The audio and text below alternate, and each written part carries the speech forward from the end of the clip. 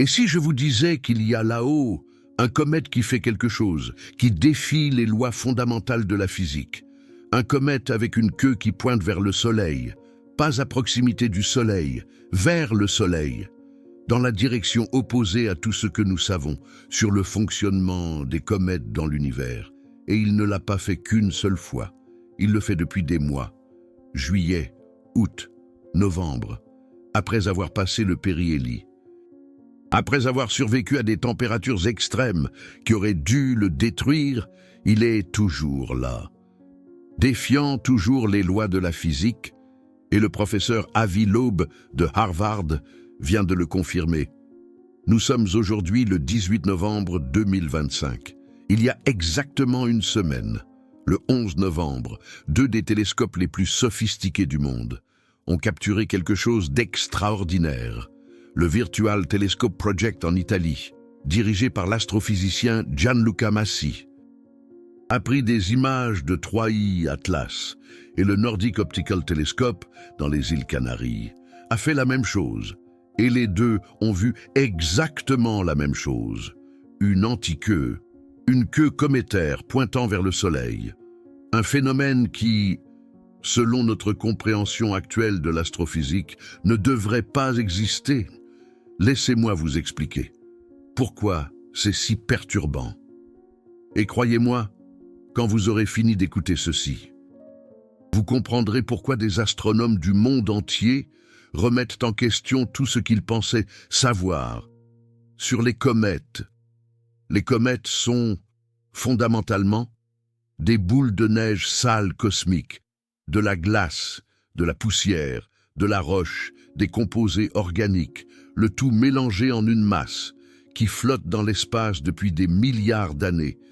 Quand elle s'approche du Soleil, la glace se sublime. Cela signifie qu'elle passe directement de l'état solide à l'état gazeux sans devenir liquide au préalable. Ce gaz entraîne avec lui des particules de poussière. Et c'est là qu'intervient la physique fondamentale que nous connaissons depuis des siècles. Le Soleil émet des radiations, pas seulement de la lumière visible, mais tout le spectre électromagnétique, rayons gamma, rayons X, ultraviolets, infrarouges, micro-ondes, ondes radio. Et en plus de cela, il émet des particules chargées, ce que nous appelons le vent solaire, protons, électrons, ions, voyageant à des vitesses de centaines de kilomètres par seconde. Toute cette radiation, toute cette matière éjectée crée ce que nous appelons la pression de radiation solaire. Cette pression est réelle, elle est mesurable, elle est prévisible et elle pousse tout loin du Soleil les particules de gaz et de poussière qui se subliment d'un comète sont poussées par la pression de radiation solaire dans la direction antisolaire, toujours, sans exception. Peu importe la direction dans laquelle se déplace le comète, peu importe s'il s'approche ou s'éloigne. La queue pointe toujours, loin du Soleil. C'est de la physique de base, nous l'avons observé sur des milliers de comètes à travers l'histoire de l'astronomie. Nous avons envoyé des sondes spatiales vers des comètes. La mission Rosetta de l'Agence spatiale européenne a orbité le comète 67P Churyumov-Gerasimenko pendant 2 ans. Elle a fait atterrir une sonde à sa surface. Nous avons observé chaque détail de la façon dont ce comète se comportait lorsqu'il s'approchait du Soleil, et la queue a toujours pointé loin du Soleil, exactement comme le prédit la physique. La mission Deep Impact de la NASA a impacté un projectile sur le comète Tempel 1 à plus de 10 km par seconde. Nous avons étudié la composition du matériel éjecté. Tout s'est comporté exactement comme nous l'espérions. La mission Stardust de la NASA a recueilli des échantillons de poussière du comète Wild 2 et les a ramenés sur Terre. Nous avons analysé ces particules en laboratoire. Tout a confirmé notre compréhension de la physique cométaire. Nous étudions les comètes depuis des siècles. Edmund Halley a prédit en 1705 qu'un comète observé en 1682 reviendrait en 1758.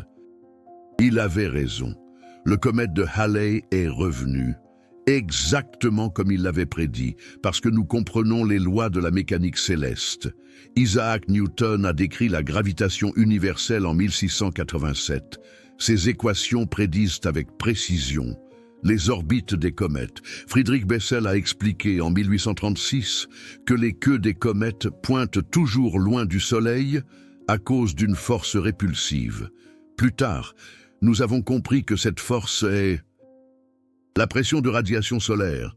C'est de la science établie, prouvée, vérifiée, pendant près de 400 ans, excepté que 3I Atlas fait quelque chose de différent, quelque chose qui ne devrait pas être possible, selon tout ce que nous savons.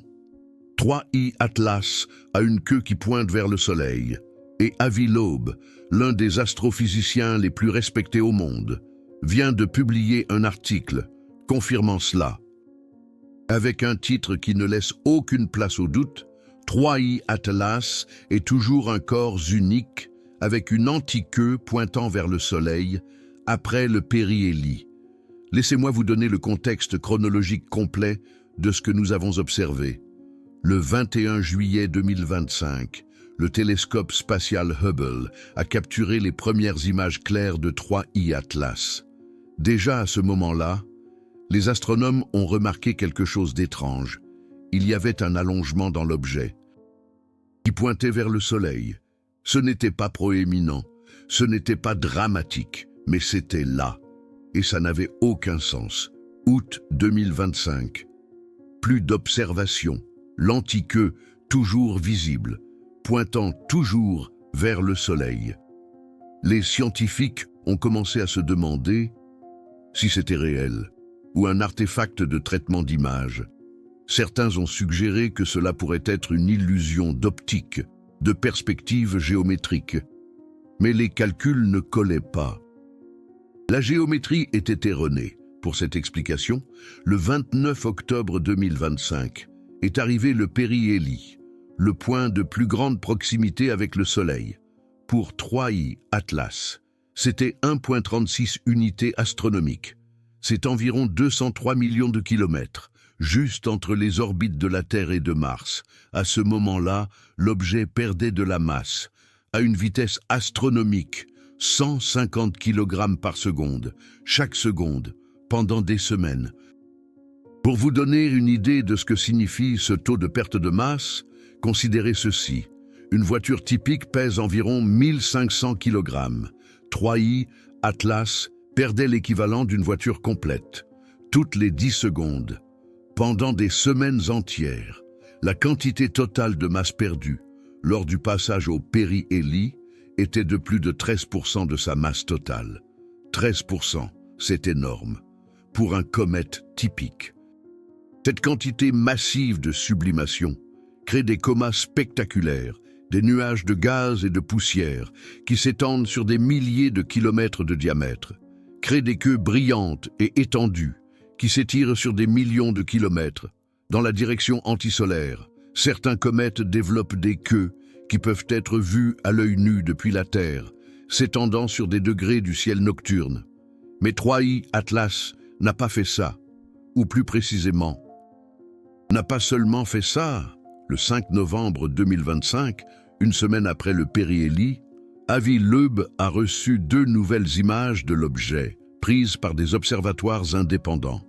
Les images montraient une source compacte de lumière, sans une queue cométaire conventionnelle claire, malgré avoir perdu 13% de sa masse, malgré que toute cette masse sublimée devrait former une queue spectaculaire, pointant loin du Soleil. Il n'y avait pas de queue conventionnelle proéminente, mais il y avait autre chose, quelque chose qui a poussé Loeb à publier un article intitulé « Pas de queue cométaire claire sur les images postérieures au périhélie de 3I Atlas ». L'objet a survécu intact, il ne s'est pas fragmenté, et il avait une antiqueue pointant vers le Soleil. Le 8 novembre 2025, alors que 3I Atlas se trouvait à 29 degrés de séparation angulaire du Soleil, vu depuis la Terre, des astronomes ont capturé des images montrant une structure de jet complexe, Au moins 7 jets distincts, 7, chacun s'étendant sur des distances de centaines de milliers de kilomètres, et certains d'entre eux, plusieurs d'entre eux, étaient des antiqueux pointant vers le Soleil. Et puis vint le 11 novembre 2025, le Nordic Optical Telescope, un télescope de 2,5 mètres d'ouverture, situé à l'observatoire du Roc de Los Muchachos, à La Palma, dans les îles Canaries, a capturé des images de haute résolution de 3I Atlas. Les images ont montré inéquivoquement que le jet principal pointe vers le Soleil. Le même jour, le Virtual Telescope Project à Manciano, en Italie, a effectué des observations indépendantes. Gianluca Masi, l'astrophysicien qui dirige le projet, a utilisé 18 expositions de 120 secondes chacune, prises avec son unité robotique Artec 250 avec monture Paramount ME et caméra C3 Pro 61 000 EC. Les images combinées ont clairement montré à la fois la queue ionique conventionnelle et l'antiqueux. Masi a écrit dans sa publication « La queue ionique de 3I Atlas se montre de mieux en mieux, couvrant au moins 0,7 degrés dans la direction nord-est. C'est environ la moitié du diamètre angulaire de la pleine Lune vue depuis la Terre. Une queue ionique substantielle. Et une antiqueux est également visible, a-t-il poursuivi, pointant vers l'est-sud-est. Les données étaient précises. L'angle de position de l'antiqueux était de 106 degrés. La direction projetée vers le Soleil depuis la perspective de la Terre était de 115 degrés, une différence de seulement 9 degrés. Dans la marge d'erreur de mesure, l'antiqueux pointait directement vers le Soleil. Et voici la partie qui devrait vous tenir éveillé la nuit.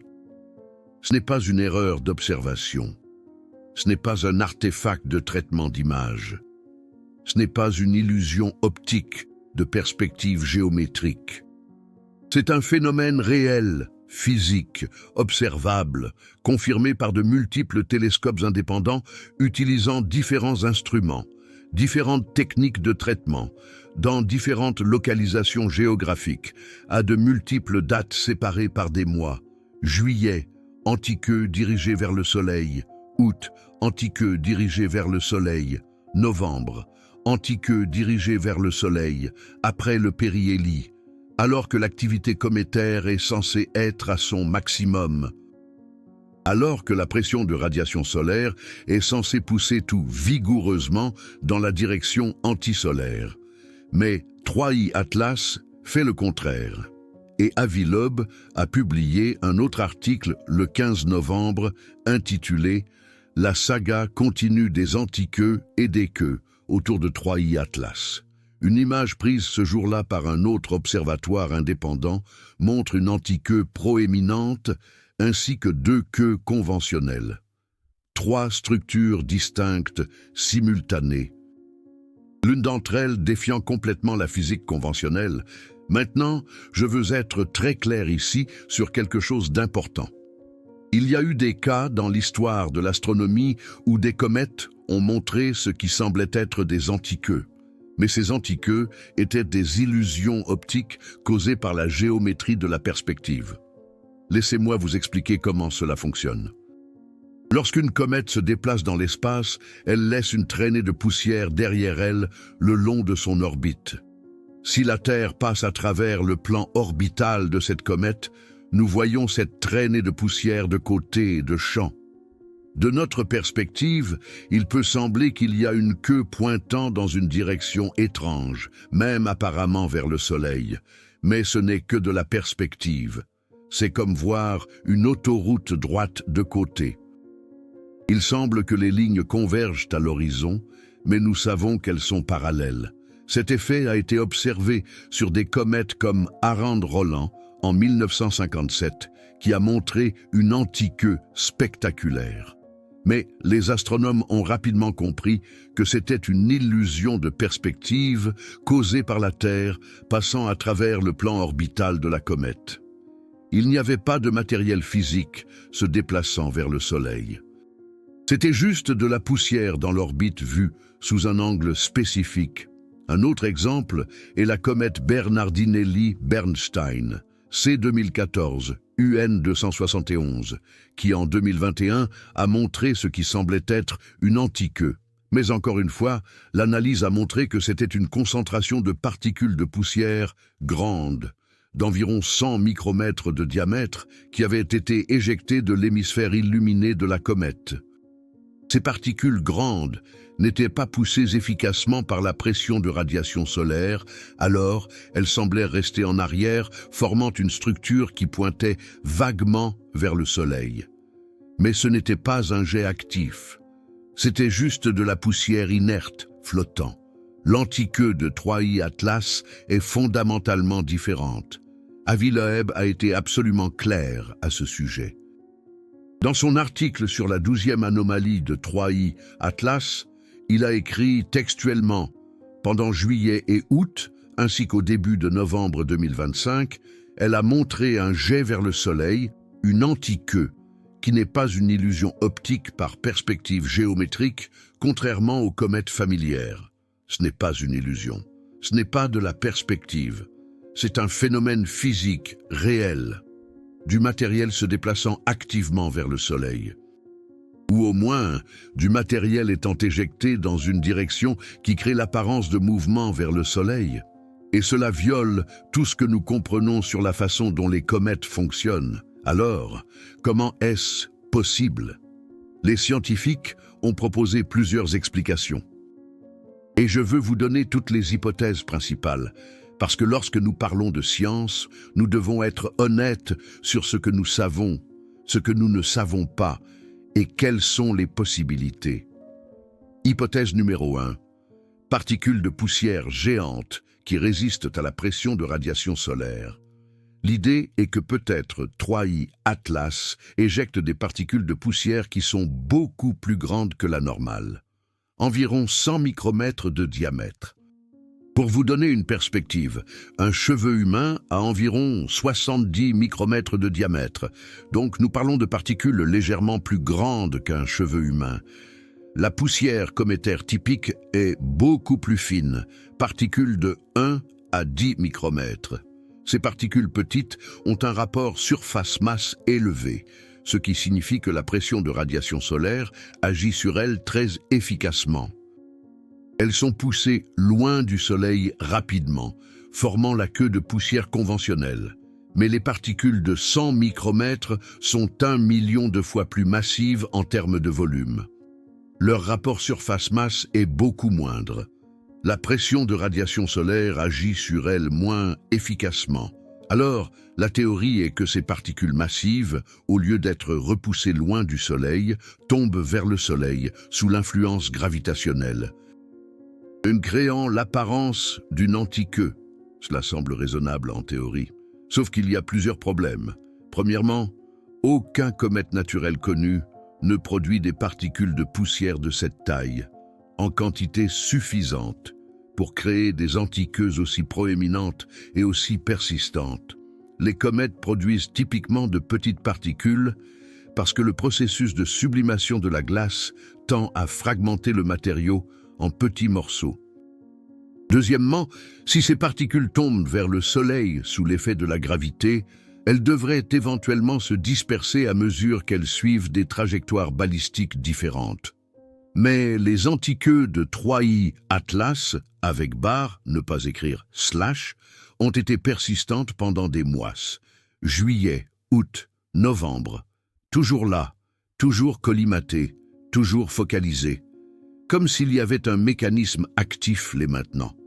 Troisièmement, et pour que des particules de 100 micromètres soient produites en quantité aussi grande, il faudrait un mécanisme d'éjection très spécifique, pas une sublimation douce de la glace, quelque chose de plus violent, des explosions, une fragmentation de roches, un processus qui arrache de gros morceaux du noyau, et nous n'avons vu aucune preuve de ce type d'activité violente sur les images. Hypothèse numéro 2. Des fragments de glace qui s'évaporent asymétriquement et créent une poussée directionnelle vers le Soleil. L'idée est que peut-être de gros morceaux de glace se détachent du noyau du côté qui regarde loin du Soleil. lorsque ces fragments de glace orbitent autour du noyau ou s'éloignent lentement. Le côté qui regarde le Soleil se réchauffe et se sublime. Cette sublimation crée un effet de fusée, poussant le fragment en direction du Soleil. C'est une idée ingénieuse. Et il y a un certain précédent à cela. L'effet Yarkovsky fait que les astéroïdes changent lentement leurs orbites en raison de l'émission thermique asymétrique. L'effet IORP peut faire changer la vitesse de rotation des petits astéroïdes. Ce sont des effets réels et mesurables, mais encore une fois, il y a des problèmes. Pour créer une antiqueux aussi proéminente et persistante, il faudrait éjecter des fragments de glace continuellement pendant des mois. Tous s'orientant de la même manière, tous se sublimant de manière à pousser la matière vers le Soleil. Cela requiert une coordination qui semble statistiquement improbable. Et de plus, si vous éjectez autant de glace que cela crée une queue visible, où est l'excès de gaz et de poussière qui devrait venir avec cela? Nous devrions voir une coma beaucoup plus brillante. Nous devrions voir plus de queues conventionnelles. Mais les images montrent un objet relativement compact. Hypothèse numéro 3, et c'est celle qui cause controverse, celle qui met certains scientifiques mal à l'aise. Celle qu'Avilob a ouvertement suggérée dans ses articles de Medium, propulsion active contrôlée, jet directionnel, technologie. Réfléchissez à cela logiquement un instant. Si vous avez un objet artificiel se déplaçant dans l'espace et que vous voulez ajuster sa trajectoire, comment faites-vous? Vous utilisez des propulseurs, de petits jets de matière éjectés dans des directions spécifiques pour créer une poussée qui modifie votre vecteur de vitesse. La physique est simple. C'est la troisième loi de Newton. Action et réaction. Si ces propulseurs sont actifs du côté de l'objet qui regarde le Soleil et qu'ils éjectent de la matière vers le Soleil, ils créeraient exactement ce que nous voyons. Une antiqueux pointant vers le Soleil. Un jet collimaté qui reste focalisé parce qu'il est produit par une buse physique, pas par une sublimation aléatoire de la glace. Et si vous programmez ces propulseurs pour qu'ils s'activent à des moments spécifiques, comme lorsque l'objet passe près de planètes potentiellement habitables, cela expliquerait pourquoi l'antiqueux a été persistante mais intermittente. Juillet, août, novembre, allumé, éteint, allumé, comme si quelqu'un contrôlait quand activer les jets.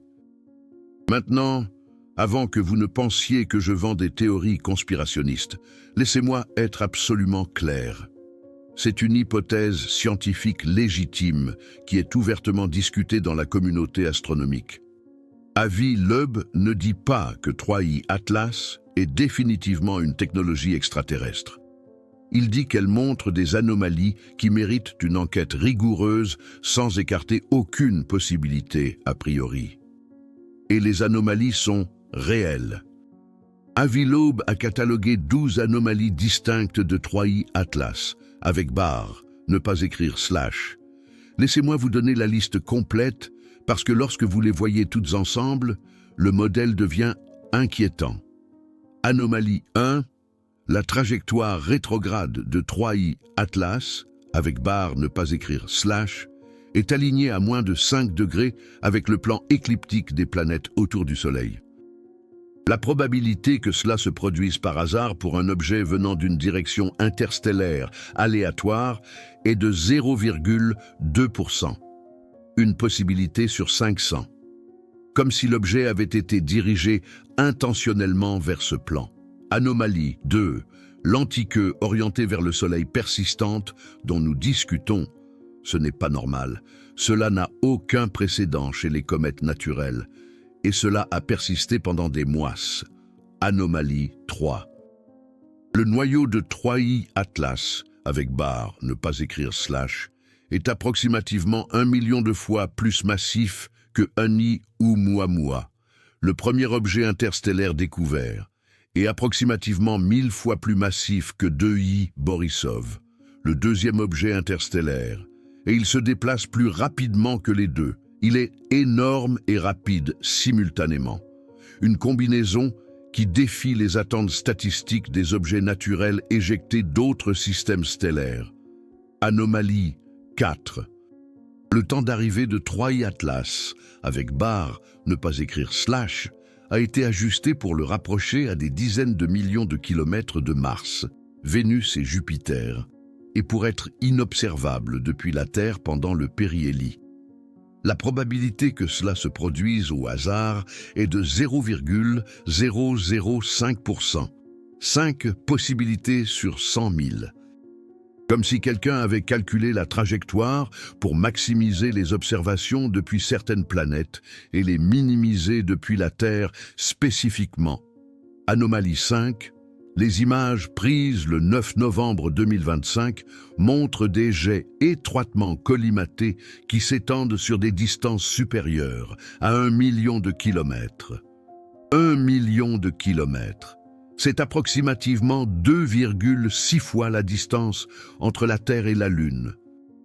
Des jets si longs et si bien focalisés qu'ils maintiennent leur orientation malgré le fait que 3i Atlas, avec barre, ne pas écrire slash, est censé tourner toutes les 16,16 heures. Et c'est la 12e anomalie qu'Avilob a publiée le plus récemment. Si l'objet tourne toutes les 16 heures, comment les jets peuvent-ils maintenir leur orientation sans se disperser? Ils devraient être distribués dans toutes les directions à mesure que l'objet tourne. Mais ils ne le sont pas. Ils sont parfaitement alignés, comme s'ils étaient fixés à une structure qui ne tourne pas, ou comme si l'objet ne tournait pas du tout. Anomalie numéro 6. Les images postérieures au périhélie montrent une source compacte de lumière, sans une queue cométaire conventionnelle claire. Malgré avoir perdu plus de 13% de sa masse totale, pour une comète typique, cette quantité de perte de masse créerait des queues spectaculaires. Pour 3i Atlas, une source compacte avec des anti-queues, mais sans queue conventionnelle proéminente. Et il y a 6 autres anomalies. Accélération non gravitationnelle inexplicable. Signature spectroscopique inhabituelle de dioxyde de carbone et d'eau dans une proportion de 8 pour 1. Détection de nickel en quantité anormale. Activité de jets qui ne corrèle pas avec la distance solaire de la manière attendue. Absence de fragmentation malgré une tension thermique extrême. Et plus encore, chacune de ces anomalies, individuellement, pourrait avoir une explication naturelle. Peut-être, possiblement, avec suffisamment de créativité et de suppositions ad hoc. Mais quand vous en avez 12 en même temps sur le même objet, la probabilité combinée devient astronomiquement basse. Avilob a calculé, en se basant sur une analyse statistique rigoureuse des probabilités de chaque anomalie, que la probabilité que 3i Atlas soit d'origine naturelle est d'environ 1 sur 100 millions, 1 sur 100 millions. Ce ne sont pas de bonnes probabilités pour l'hypothèse de la comète naturelle standard, et l'antiqueux persistante dirigée vers le Soleil rendent ces probabilités encore pires.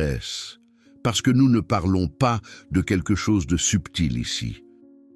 Nous ne parlons pas de petites déviations de modèles théoriques.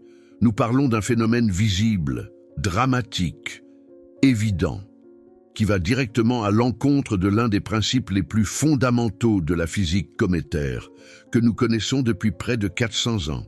Demain, le 19 novembre 2025, le Virtual Telescope Project va transmettre en direct des observations de 3i Atlas, commençant à 4h15 UTC. Ils vont pointer leur télescope robotisé à Manciano, en Italie, directement vers cet objet et montrer des images en temps réel au monde entier. Et nous allons voir si l'antiqueux est toujours là, si les jets sont toujours actifs, si cet objet continue de défier les lois de la physique que nous connaissons depuis des siècles. Et le 19 décembre 2025, dans exactement un mois, 3i Atlas fera son approche la plus proche de la Terre. 1,8 unités astronomiques, 270 millions de kilomètres, et 227 observatoires autour du monde vont pointer vers lui simultanément. James Webb, Hubble, JUICE, Mars Express, télescopes terrestres au Chili, à Hawaï, aux îles Canaries, en Australie, tout l'arsenal de l'astronomie humaine focalisé sur un seul objectif. Nous allons obtenir des données sans précédent. Spectroscopie de haute résolution qui nous dira la composition chimique exacte du gaz et de la poussière éjectée. Images détaillées avec une résolution angulaire de milliarcoscondes qui nous montreront la structure précise du noyau et des jets. Polarimétrie qui nous dira la taille et la forme des particules de poussière. Photométrie à haute cadence qui détectera des variations de brillance qui pourraient révéler une rotation ou une activité épisodique. Spectroscopie résolue dans le temps qui suivra comment la composition chimique change à mesure que différentes régions du noyau s'illuminent. Et peut-être, juste peut-être, ces données nous diront finalement qu'est-ce que diable est cet objet. S'il existe une explication naturelle parfaitement raisonnable que nous n'avons simplement pas encore pensée, ou si nous voyons quelque chose d'autre, quelque chose que nous n'avons jamais vu auparavant. Quelque chose qui changera notre compréhension de l'univers. Si vous appréciez ce type d'analyse scientifique rigoureuse, basée sur des données réelles et des observations vérifiables, considérez soutenir cette chaîne avec un « super thanks ». Les fonds vont directement à la recherche et à la production de contenus qui démocratisent la connaissance scientifique. Parce que quand il s'agit de découvertes qui pourraient redéfinir notre compréhension de notre place dans le cosmos, tout le monde mérite un accès à l'information complète et précise. 3i Atlas a une antiqueux pointant vers le Soleil.